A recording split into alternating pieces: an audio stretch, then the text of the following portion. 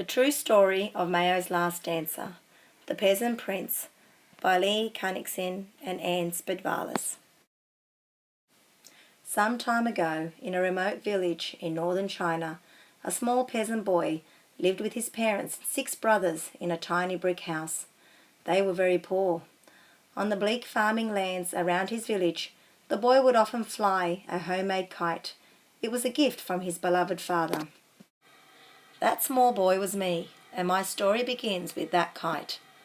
On one bitterly cold day, near our home in Quindao, I tied some paper wishes to my kite, and my father helped me fly it up into the sky. The kite soared like a bird, and my hopes and wishes went with it. Then he sat down beside me, as he always did, and told me a story. I loved all his stories, but my favourite one was this. Once upon a time, a little frog lived in a deep, dark well. It was his only home. One day he met a frog from the world above. "Come down and play with me," begged the frog in the well. The frog from the world above laughed. "My world up here is much bigger." The frog in the well was very annoyed, so he told his father what he'd heard.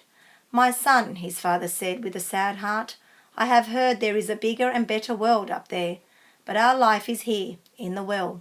There is no way we can get out." "I want to see what is out there," cried the little frog. But even though he jumped and hopped, the well was just too deep.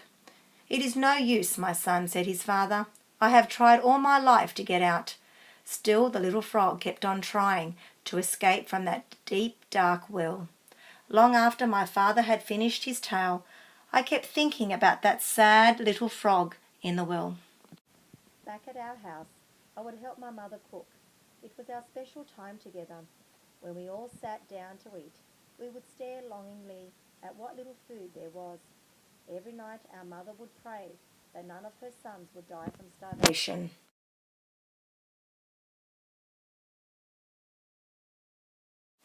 I was always hungry. At night we slept head to toe, crammed on a hard, dirt-made bed. I hated my brother's feet in my face. Still I would dream about my kite and the little frog in the well. But my brothers and I were luckier than some in our village. We survived. At the age of 9, we started school. In winter it was a long, cold walk to our simple schoolroom of mud and straw. The icy winds blew snow through our clothes, chilling deep into our bones. One very cold day, 4 strange officials came into our classroom. They wanted to take some children to study something called ballet. Only one girl was chosen. Then just as they were about to leave, Teacher Song suddenly pointed at me. "What about this one?" she said. The girl and I were measured and tested. My legs were lifted high, my body was stretched, but I did not cry out in pain.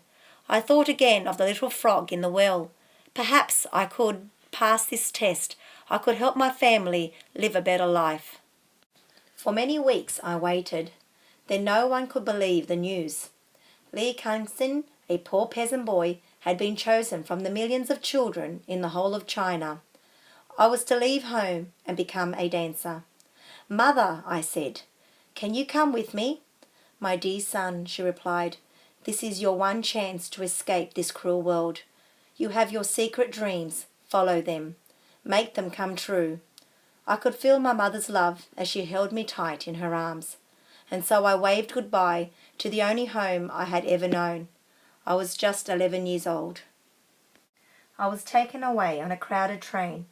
Such strange sights and sounds at the enormous Beijing station.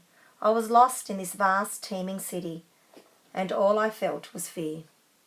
Before I knew it, my new life had begun. I was plunged into my first days at the Beijing Dance Academy.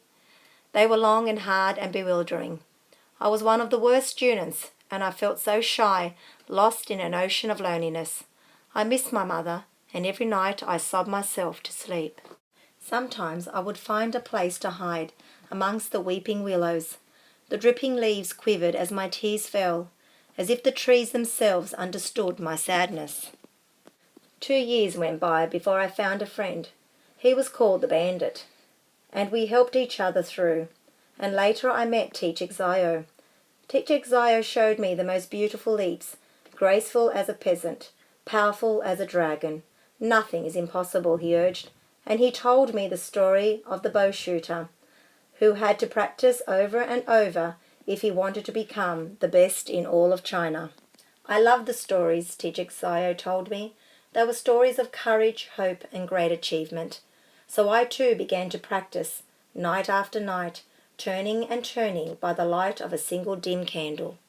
I practiced for years in those ballet studios. By the time I was 18, Teacher Xiao told me I had become one of the best dancers in China. I wished so much that my parents could come and see me, but how would that ever be possible when they were so poor?